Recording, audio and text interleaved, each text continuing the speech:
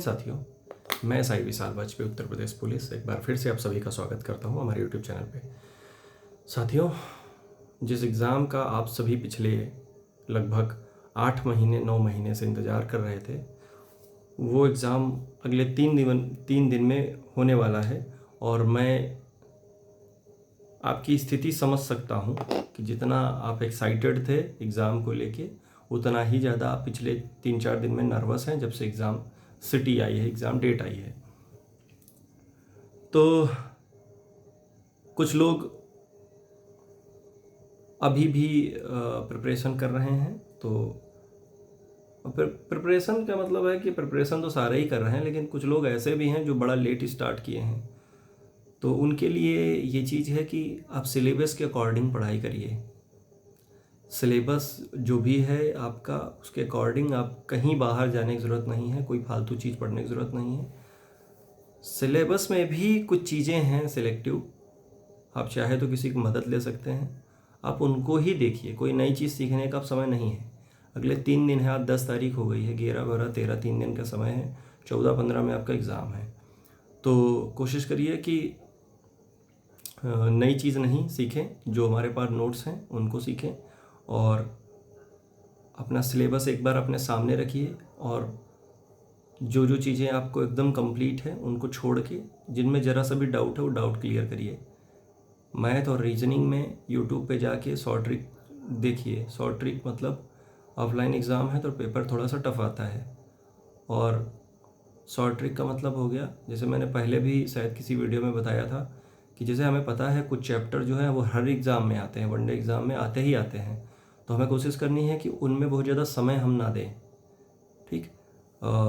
जैसे एग्ज़ाम्पल अगर ले रहे हैं तो एग्ज़ाम्पल में मुझे जो एक अमूमन एक क्वेश्चन याद रहता है हमेशा, वो एक घड़ी का आता है कि घड़ी पिछले मंगलवार को मैंने मिलाई थी, उस समय सही समय था, और वो घड़ी अभी इतना समय बजा रही है, यानी वो घड़ी कितना घंटा या स्लो थी, या जो भी ऐसे क्वेश्चन बनते हैं कि एक धीरे घड़ी थी, उसको हमने इतने बजे मिलाया है, अगले 4 दिन बाद वो इतने बजे कितना समय बताएगी।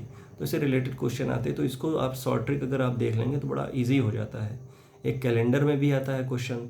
कैलेंडर में जैसे पिछले सन 2004 में इतने को ये मतलब ये तारीख थी या ये दिन था, और 2027 में कौन सा दिन पड़ेगा उसी तारीख में। तो ये सब चीज़ें हैं, और कई बार इजी क्वेश्चन आए थे, कई बार थोड़ा सा घुमा देते हैं। तो एक बार प्रयास करिएगा, एक 5-7 मिनट 10 मिनट का एक वीडियो कोई भी फास्ट करके उसको चालू कर लेना 1.25 की स्पीड में भी। तो चीज़ें जो हैं, जो भी चीज़ें दिमाग से निकलने वाली होंगी एक बार क्लियर हो जाएंगी। और मैथ में आप डीआई ज़रूर पढ़ लेना, डीआई से क्वेश्चन फंसते हैं। उसके बाद मतलब आप जब सिलेबस सामने रखेंगे, आप तैयारी कर रहे हैं पिछले 8 महीने से, और तो आपने मॉक भी दिए होंगे, मॉक में भी आपको पता चल रहा होगा कि कहाँ से क्वेश्चन उसमें बन रहे हैं। तो वो सारी चीज़ें अब कोशिश करिए कि गलत ना हो।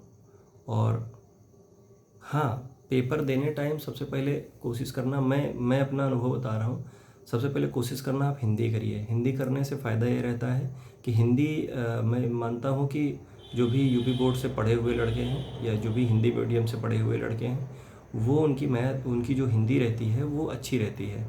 तो जब आप हिंदी से शुरुआत करेंगे ना, तो आपके अंदर कॉन्फिडेंस आता है। और एक चीज़ रहती है कि कॉन्फिडेंस के साथ साथ जो निगेटिविटी रहती है, जो मन में चलती है कि यार पेपर कैसा होगा, वो दिमाग से एकदम निकल जाता है। तो कोशिश करिएगा पहले हिंदी करिएगा, और हिंदी करने के बाद जीएस में जाइए। जीएस में एक चीज़ प्रयास करिए हमेशा कि जीएस में जो पहली बार में सही हो रहे हैं, मतलब पहली बार में जितना हम करते चले जा रहे हैं ठीक है। कहीं भी अगर कोई क्वेश्चन डाउट हो रहा है, उसको हल्का सा पॉइंट मारिए, उसके बाद 50-50 कर लीजिए। उसमें एलिमिनेट करना होता है ना, जान ही रहे होगे कि जैसे 4 ऑप्शन है तो 2-3 को कैसे बाहर करना है। जो बिल्कुल नहीं हो सकता उसको काट दो, फिर ऐसा ऐसा करके 50-50 करके, तो उसको रख लेना बात के लिए। उसके बाद मैथ रीजनिंग में आप चाहो तो मैथ कर लो या रीजनिंग कोई भी कर लो, लेकिन उसमें कोशिश करना कि पहले पासिंग मार्क हम कर लें। यानी 40 क्वेश्चन में हम इतना माने कि हम लगभग 30-30 क्वेश्चन दोनों के कर लें। बेशक हमको आ रहा हो, जैसे हमने रीजनिंग किया, रीजनिंग के 40 क्वेश्चन आ रहे हैं, लेकिन हमें प्रयास करना है कि हम 30 करें, पहले 10 क्वेश्चन छोड़ दें, फिर उसके बाद हम मैथ में आ जाए, मैथ में भी लगभग 30 क्वेश्चन कर लें। बाकी मतलब हमें तो पास भी करना है ना, कि पासिंग मार्क्स भी लाने हैं सब में। तो प्रयास करिए कि हम सबसे पहले सारे सब्जेक्ट में पासिंग मार्क्स ले आएँ। उसके बाद जब आप मैथ रीजनिंग करेंगे तो जब हिंदी आपकी अच्छी हो गई तो रीजनिंग में आपका थोड़ा सा पॉजिटिविटी मिल जाती है। आप आज मॉक दे के देख लीजिए, मतलब जो मैं बोल रहा हूँ उससे आपको 100% लाभ मिलेगा। 2-3-4 क्वेश्चन का थोड़ा सा मिलता है, मतलब कई बार होता है ना कि जब मन शांत रहता है तो जो क्वेश्चन गलत रहता है यानी जो हमें नहीं आता है उसमें भी हम अगर तुक्का मारे तो सही भी हो जाता है। और कई बार जब हम काफ़ी उथल पुथल मन के अंदर रहती है तो सही भी क्वेश्चन हमसे गलत हो जाता है। तो हमेशा पॉजिटिव रखिए अपने आप को। 4 दिन बचे हैं, एग्ज़ाम का जितना एक्साइटमेंट था वो जा चुका होगा। अंदर अब डर होगा कि यार अब ये मेरे पास, हो सकता है कई लोगों के पास लास्ट मौका है, तो प्रयास करिए कि ये मौका जाया ना हो। और मुझे भी पहली बार मौका मिल रहा है एग्ज़ाम कराने का, एग्ज़ाम में ड्यूटी मेरी भी लगी है। तो महोबा जनपद में जो भी आएगा मैं उससे तो खैर मैं खुद चाहूँगा कि मैं उससे मिलूँ।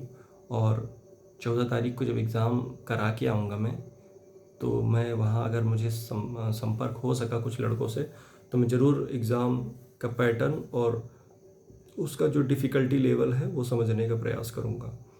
तो बेस्ट विशेज़ हैं। अगले 3 दिन हैं, थोड़ा सा समय दीजिए अच्छे से। मतलब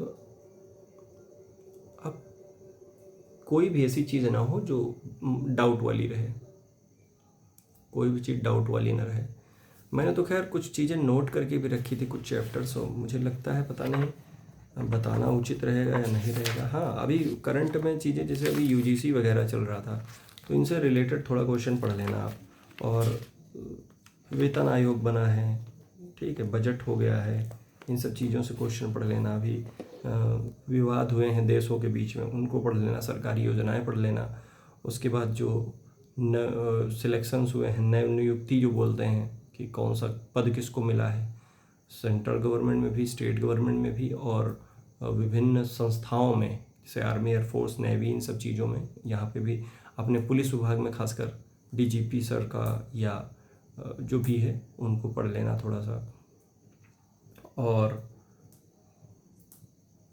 पॉलिटी में अब संशोधन पढ़ लेना इम्पोर्टेंट, 42वां 44वां ज़्यादातर आता है, इसको पढ़ लेना। और हिंदी तो सबको पता ही होगा, रचना, अलंकार, व्याकरण, ये सब चीज़ें आती हैं। तो इसमें कोई नई चीज़ बताने लायक है नहीं। हाइट एंड डिस्टेंस का पढ़ लेना, उसमें आता ही आता है क्वेश्चन। तो यही सारी चीज़ें हैं, बहुत ज़्यादा कुछ बताना नहीं है और बताने लायक अब समय भी नहीं बचा है। तो कोशिश करिए कि आप चीज़ों को ख़त्म करते हुए चलिए। 3 दिन का समय है, कुछ भी नया पढ़ने की ज़रूरत नहीं है। ना पढ़ पाएंगे, पढ़ भी लेंगे तो आपको कोई पल्ले नहीं पड़ेगा। उसके चक्कर में 50 चीज़ें जो आप पहले से नोट करके रखें, वो सारी चीज़ें दिमाग से लैप्स हो जाएंगी। तो बेस्ट विशेस, और एग्ज़ाम दे के आइएगा। सबसे पहले तो आप लोग कमेंट करिए आपका एग्ज़ाम किस सिटी में है और कहाँ है, और मतलब किस विद्यालय में है। अभी तो खैर विद्यालय शायद कल पता चलेगा, तो किस सिटी में है और किस डेट में पढ़ रहा है। तो चलिए ठीक है, जय हिंद। और मैं प्रे करूँगा भगवान से कि आपने अगर अपनी ईमानदारी से तैयारी की है तो उसका फल आपको ज़रूर मिले, और मिलता है। अगर आप तैयारी मन से कर रहे हैं, दिल से किए हैं, तो वो चीज़ आपको खुद पता चलती है कि मैंने, जैसे आप आर्मी की तैयारी कर रहे हैं, आप 5 मिनट में रनिंग कर रहे हैं ना, तो आपको खुद पता है कि किसी भी ग्राउंड में हो, मैं 5 में तो मार ही दूंगा, कितना भी ख़राब सिचुएशन रही हो। तो वैसे ही तैयारी का हाल है कि अगर आपने अपना स्कोर अच्छा आपका जा रहा है तो आप 100% आप सेफ़ हो, उसमें बिल्कुल भी परेशानी वाली बात नहीं है। हाँ, थोड़ा सा आप एक बार अपने नोट्स को ज़रूर देख लीजिएगा। जय हिंद।